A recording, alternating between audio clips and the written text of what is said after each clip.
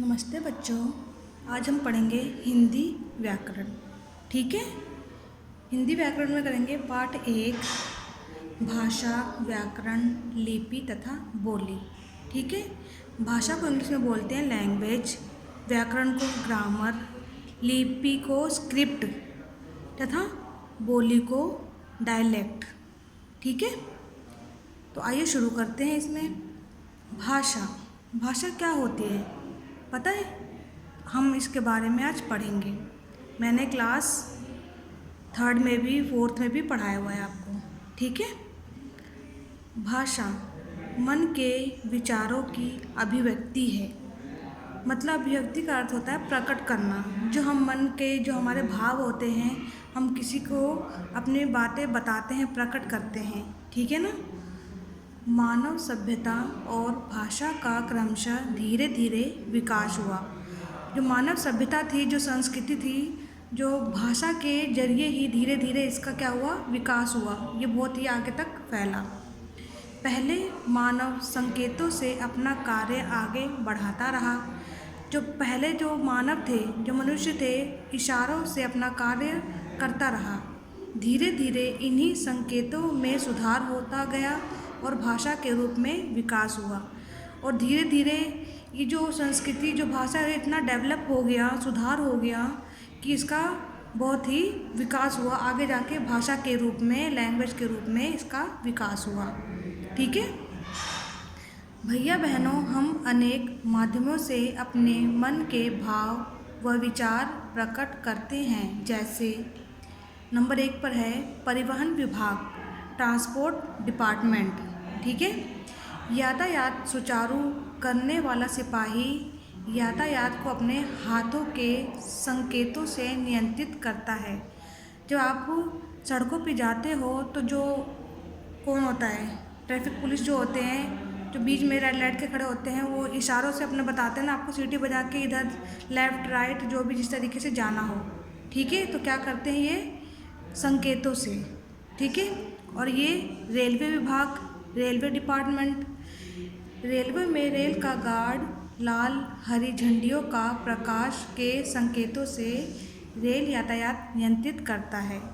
जो रेलवे का गार्ड होता है वह लाल या हरी झंडी से या प्रकाश के संकेतों मतलब इशारे से यातायात को, जो यातायात के साधन होते हैं उसको, रेल यातायात को उसको नियंत्रित करता है, बताता है।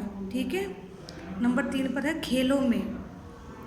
शारीरिक शिक्षक अपनी सीटी के संकेतों से प्रतियोगिताएं या खेल कराता है। ठीक है। जो खेलों में जो शारीरिक, जो हमारे शारीरिक टीचर, जो हमारे टीचर होते हैं खेल कूद के, वो सीटी उनके पास होती है। ठीक है ना। वो संकेत इशारों के तरह प्रतियोगिताएं मतलब करवाते हैं, खेल करवाते हैं, प्रतियोगिता कराते हैं इशारों के हिसाब से। ठीक है। कि आपको किस तरीके से कहाँ खड़े होना है, किस तरीके से इस तरीके से चलना है।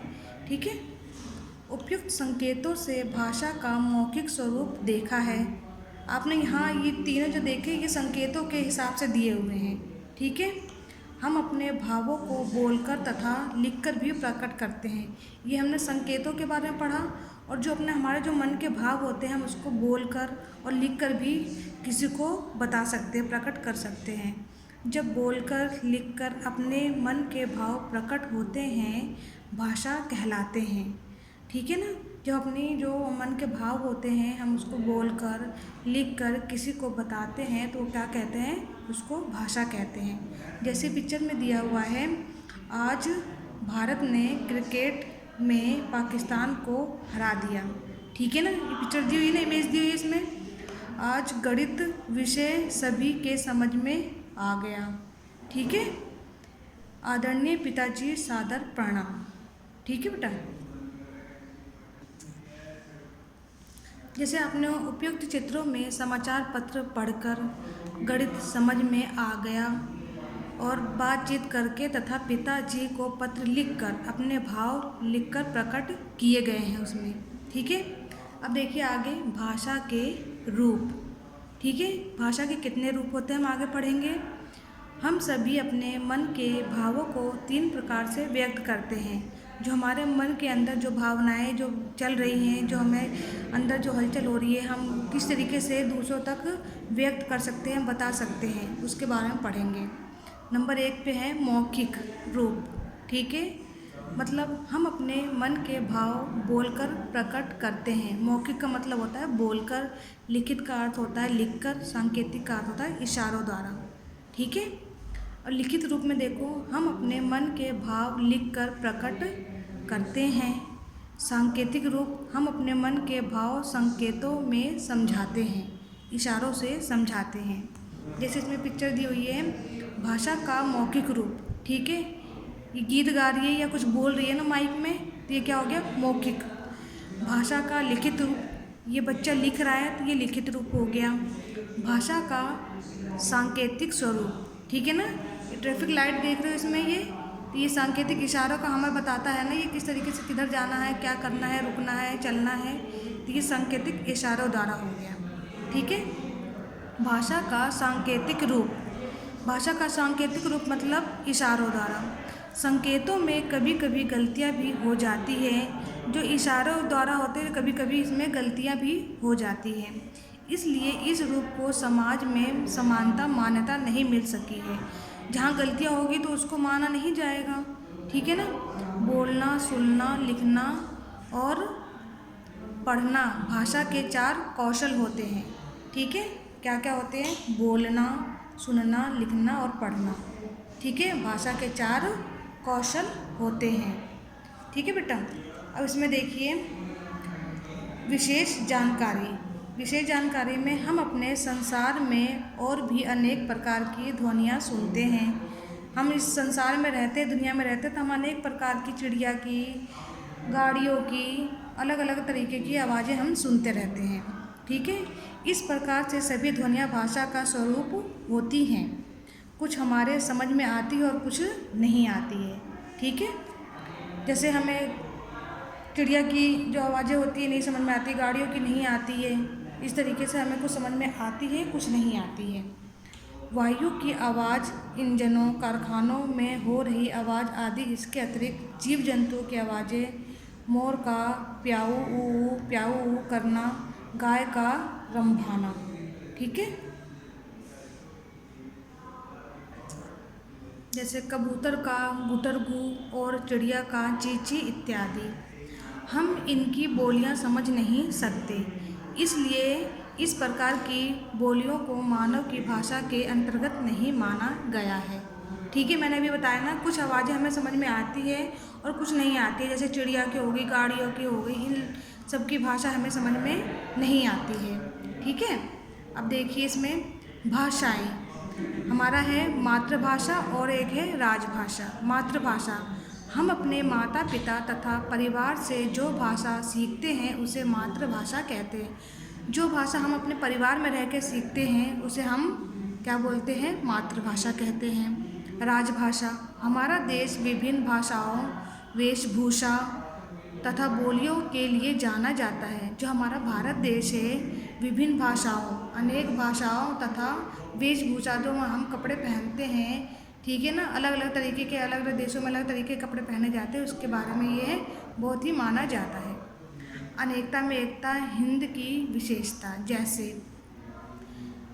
बंगाल में बंगला, गुजरात में गुजराती, तमिलनाडु में तमिल, महाराष्ट्र में मराठी, असम में असमिया, गोवा में कोंकणी, आंध्र में तेलुगु, पंजाब में पंजाबी, हिमाचल में हिंदी, सिक्किम में नेपाली, मणिपुर में मणिपुरी, उड़ीसा में उड़िया, कर्नाटक में कन्नड़, जम्मू कश्मीर कश्मीरी, डोगरी या हिंदी बोली जाती है। ठीक है, इस राज्य में कौन कौन सी भाषा बोली जाती है। ठीक है, अब देखिए इसमें, इस प्रकार हमारे संविधान में 22 भाषाओं के अतिरिक्त अंग्रेजी सहायक राजभाषा है। हमारे 22 भाषाओं के अलावा हमारी जो अंग्रेजी, जो इंग्लिश है, वो एक सहायक राजभाषा कहलाती है। कुछ मिलाकर भारत में 58 भाषाएं विद्यालयों में पढ़ाई जाती है। हमारे देश की विशालता देखते ही बनती है। जो हमारे देश का जो इतना बड़ा भाग है, कहा जाता है कि कोस कोस पे बदले पानी, 4 कोस पे वाणी। इसका अर्थ है 1 या 2 किलोमीटर की दूरी पर पानी को 8 या 10 किलोमीटर पर बोली बदल जाती है। मतलब कि हम 1 या 2 किलोमीटर की दूरी पर अगर जाते हैं, वहाँ का पानी, वहाँ का वातावरण और वहाँ की बोलियाँ बदल जाती है। ठीक है, जैसे बोलियों का स्वरूप हरियाणा में हरियाणवी, राजस्थान में राजस्थानी, उत्तर प्रदेश में अनेक बोलियाँ बोली जाती हैं। अवध, ब्रज, बुंदेलखंडी, कन्नौजी, बिहार में भोजपुरी, मगही तथा मैथिली। ठीक है, राजस्थान में मेवाती, मालवी, जयपुरी और मारवाड़ी मुख्य बोलियां हैं। मध्यवर्ती पहाड़ी जिसमें कुमायूनी, गढ़वाली तथा पश्चिमी पहाड़ी जिसमें हिमाचल प्रदेश की अनेक बोलियां बोली जाती हैं। ठीक है, हमारी बोली की एक परिभाषा देखिए इसमें। एक सीमित क्षेत्र में बोली जाने वाली भाषा को बोली कहते हैं। एक सीमित क्षेत्र जो हमारे एरिया का जो होता है, उस क्षेत्र में बोली जाने वाली भाषा को क्या कहते हैं? क्या कहते हैं? बोली कहते हैं। ठीक है, जैसे इसमें दिया है हमारे पड़ोसी देश। हमारे पड़ोसी देश तथा सभी देशों की अपनी अपनी भाषाएं होती हैं। जैसे देश यहाँ पे है और इनकी भाषाएं यहाँ पे हैं। चीन में चीनी भाषा बोली जाती है, पाकिस्तान में उर्दू, श्रीलंका में तमिल, अफ़गानिस्तान में अफ़गानी, बांग्लादेश में बंगला उर्दू, नेपाल में नेपाली। ठीक है, और ये जो आपको ये जो काम है ना, ये वाला हमारे पड़ोसी देश, उनके देश के नाम और उनकी भाषा आपको अपनी कॉपी में करना है। ठीक है, अब देखिए नीचे लिपि, स्क्रिप्ट जिसे बोलते हैं। भाषा का आधार वर्ण अथवा चिन्ह होते हैं।